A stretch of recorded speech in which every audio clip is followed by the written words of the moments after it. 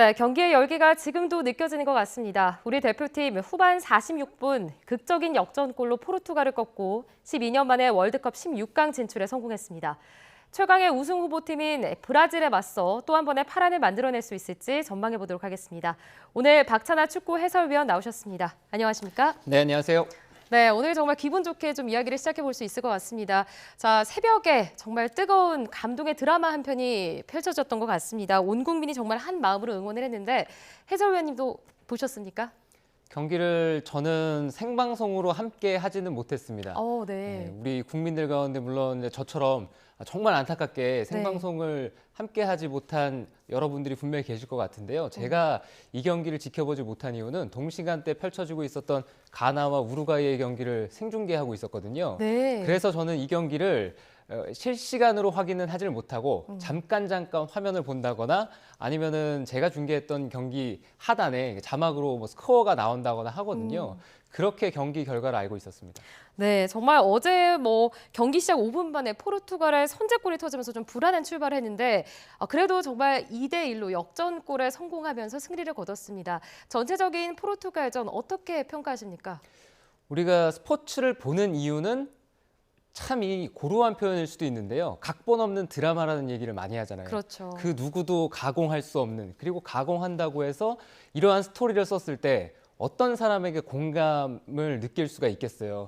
그렇지만 이제 스포츠를 우리가 보는 건 생생히 가공되지 않은 날것의 그것을 우리가 받아들이지만 그 어느 드라마, 그 어느 영화에서도 만나볼 수 없는 짜릿한 쾌감을 느낄 수 있기 때문이거든요. 네. 간절하면 이길 수 있다는 메시지가 제대로 전달이 됐고요. 우리가 먼저 이 경기에서 실점을 했지만 우리 선수들이 마지막까지 하고자 하는 의지도 보였고 네. 이 경기가 우리의 월드컵 마지막 경기가 아니었어야 된다는 간절함이 잘 느껴졌습니다. 그리고 우리도 우리 선수들이 잘 뛰어주기를 정말 목청껏 응원을 해줬었고요. 그 결과 우리 선수들이 정말 강팀이라고 할 수 있는 포르투갈을 꺾고 16강 진출이라는 쾌거를 달성하지 않았나 생각합니다.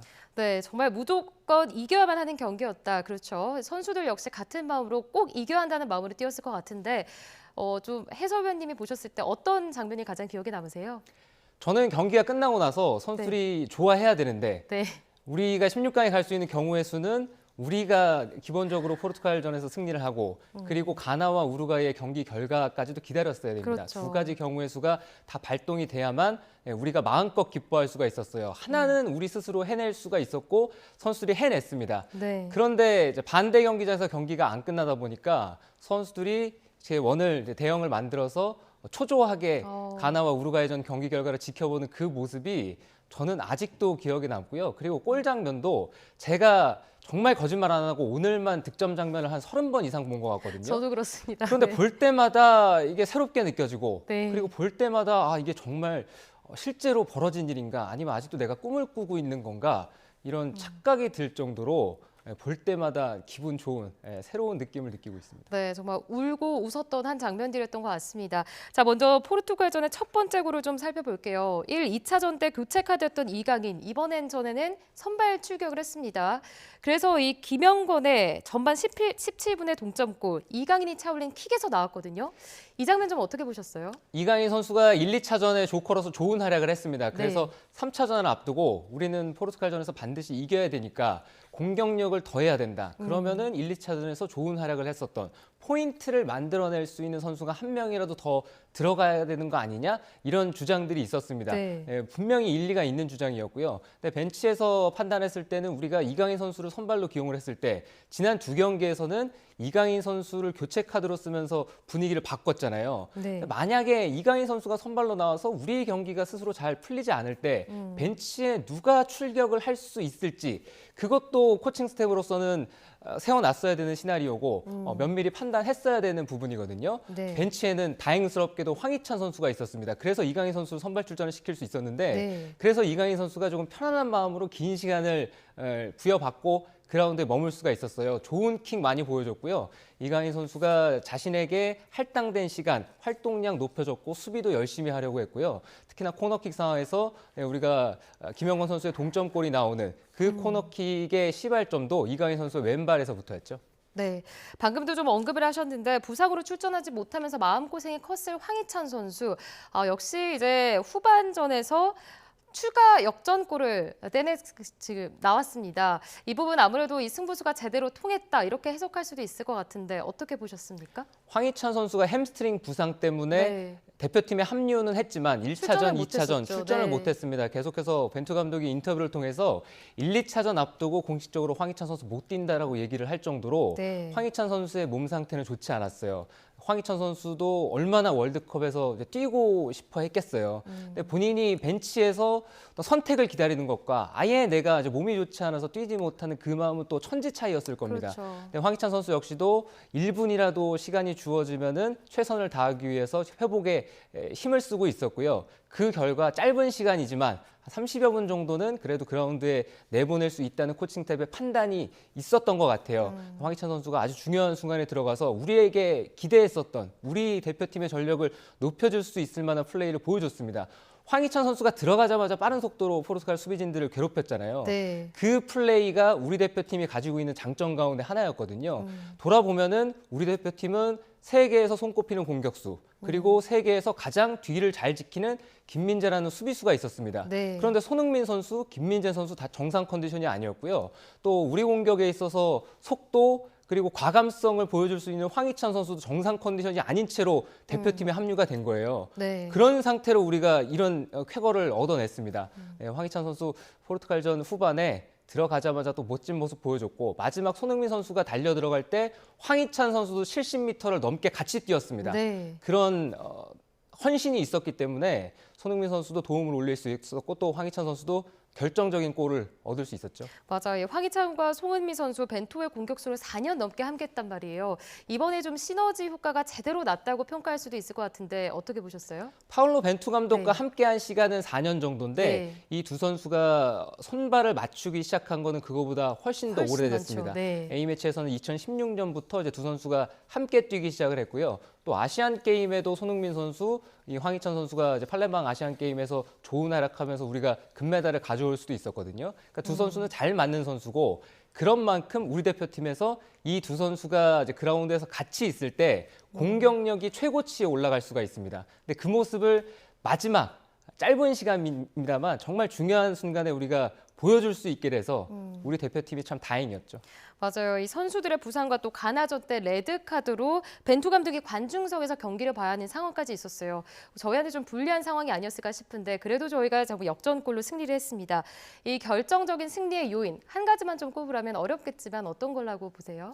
결정적인 요인은 이 경기는 반드시 이겨야 된다는 강한 진념이 결과를 만들어냈다고밖에는 얘기를 못할 것 네. 같아요. 전략 전술도 물론 중요했고 우리가 지난 4년이라는 시간 동안 월드컵을 잘 치르기 위해 우리의 축구를 하면서 월드컵에서 성과를 내기 위해서 이러한 단계를 밟아왔거든요. 그 결과 1차전, 2차전 우리가 좋은 경기를 했습니다. 모든 수치도 좋았고요. 공격 지표 우리가 세계를 놀라키게 할 만큼 높은 수치를 보여줬습니다만 결과가 아쉽게 따라오지 않았어요. 네, 그래서 일각에서는 결과가 이런데 무슨 과정이 좋은 게 무슨 소용이냐라는 얘기를 들었는데 그런 얘기를 모두 다 없애버릴 수 있는 좋은 과정을 밟고 나면은 좋은 결과가 따라온다는 아주 기본적인 메시지가 전달이 됐습니다. 네, 또 이번에 관중석에 있던 벤투의 작전이 통했는지 그리고 또 이번에 이제 수석 코치 세르지오 코스타의 수석 코치가 감독 대행을 했단 말이에요.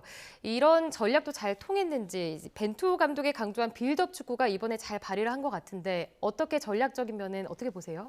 제가 여기서 꼭 말씀드리고 싶은 건 네. 파울로 벤투 감독의 축구를 빌드업 축구라고 지칭을 하고 있는데 네. 파울로 벤투 감독의 축구는 빌드업 축구라고 꼬집어서 얘기하기는 어렵습니다. 우리 팀이 가지고 있는 최대 장점은 대형과 간격 유지예요.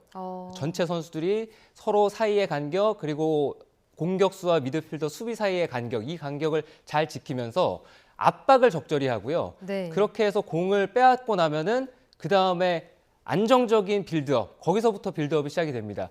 패스 루트를 연결하면서 공격과 이제 수비를 전환시키는 속도, 그 다음에 선수들이 좋은 위치 선정을 통해서 포지셔닝을 하는 수적 우위를 점하면서 경기를 주도하려는 축구입니다. 그래서 어떤 단어 하나를 통칭하기에는 이것은 벤투의 축구가 너무 아깝다는 생각이 들어요. 네, 그래서 그 부분을 꼭 말씀드리고 싶고요. 그리고 추가적으로 말씀을 드려야 될 것은 벤투 감독이 이날은 벤치에 앉을 수 없었습니다. 그래서 네. 경기장 관중석에 가서 지켜봤는데 옆쪽에 코칭 스텝이 앉아 있었고 벤투 감독은 기회만 되면은 벤치 쪽에 뭐 손짓을 한다든가 벤치에서 뭔가 나를 봐달라는 그런 제스처를 취하면서 준비된 작전 그리고 준비된 선수 교체 이런 것들을 풀어내려는 여러 가지 노력을 했습니다. 그리고 기술 지역에 있었던 세르지오 코스타 코치는 파울로 벤투 감독과 공식적으로는 2006년부터 함께 일을 했어요. 그래서 네. 두 이제 스텝들은 서로를 너무나 잘 알고 그리고 파울로 벤투가 이 코스타 코치랑 둘만 온 게 아니라 벤투 사단이 같이 왔습니다. 코치도 있고 또 트레이닝 파트도 있고 또 골키퍼 코치도 있고 분석도 있고 이래서 그 코칭 스텝이 하나의 마음으로 네, 일을 지금까지 해왔기 때문에 네. 벤투 감독이 벤치에 앉지 못한다고 해서 우리 팀에는 영향이 전혀 없었습니다. 네. 자, 우리 포르투갈전의 승리가 정말 아직도 여운이 남는데 승리에 대해서 좀 살펴봤고요. 이제 브라질전을 앞두고 있습니다. 쉽지 않을 수도 있어요. 하지만 또 우리 선수들을 믿고 좀 믿어준다면 잘 또 뛰어줄 수 있을 것 같은데 브라질전 어떻게 대비를 해야 될까요? 가장 중요한 거는 휴식일이 정말 짧습니다. 네. 우리가 이틀을 쉬고 3일째 경기를 하게 되어 있잖아요. 우리는 이제 브라질과는 상황이 다릅니다. 네. 브라질은 조별리그 3경기를 치르면서 3차전에서 그동안 뛰지 않았던 선수들 혹은 출전을 했어도 시간을 짧게만 소화했었던 선수들 위주로 선발 명단을 꾸렸고요. 그래서 선수를 많이 아낄 수가 있었습니다. 그런데 네. 우리는 상황이 많이 다르죠. 우리는 조별리그 1차전, 2차전, 3차전을 모든 전력을 쏟아부으면서 네. 그 이상을 쏟아부으면서 경기를 치렀고요. 체력도 많이 떨어졌고 정신적으로도 피로해 있고 부상자도 다수가 발생을 하고 있습니다. 이런 상황이지만 우리 선수들이 얼마나 빠르게 회복을 하느냐가 관건인 것 같아요. 그리고 이 경기 16강이라는 외나무 다리에서 만났는데 단판 승부는 어떻게 끝날지 아무도 모릅니다.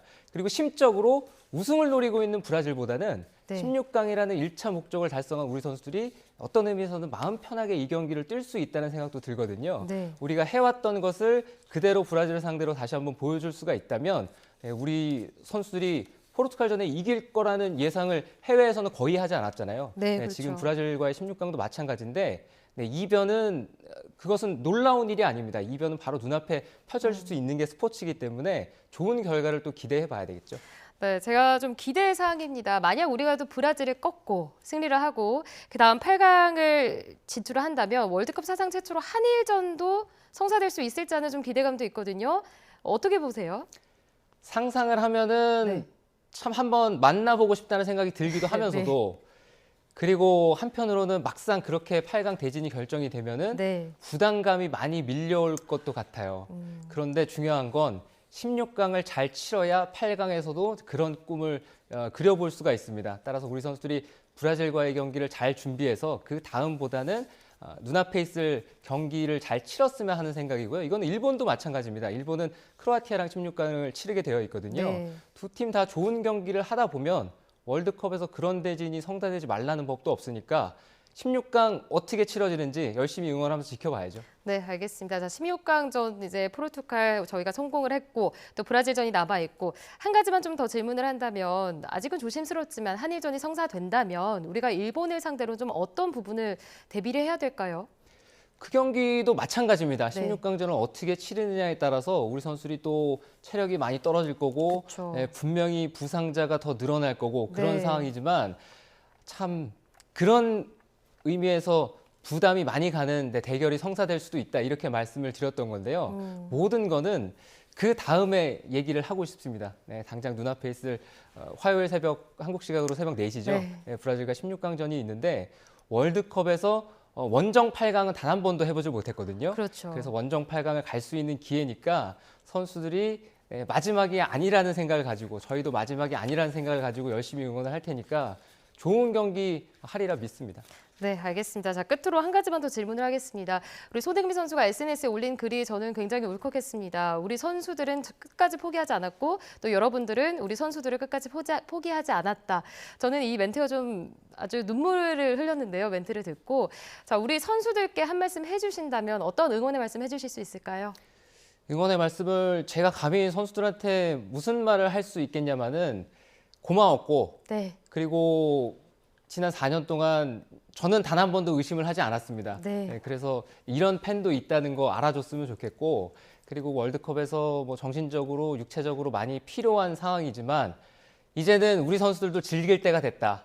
월드컵에서 성적에 대한 부담이라든가 여러 가지 것들을 내려놓고 앞으로 있을 경기들 몇 경기가 될지는 아무도 모릅니다. 이 월드컵을 우리와 같이 함께 즐겼으면 좋겠습니다. 네, 알겠습니다. 자, 자랑스러운 우리 태극전사들 아무쪼록 부상 없이 남은 경기 잘 뛰어줬으면 좋겠습니다. 자, 저희도 한마음으로 응원하도록 하겠습니다. 오늘 박찬하 축구 해설위원과 이야기 나눠봤습니다. 오늘 말씀 고맙습니다.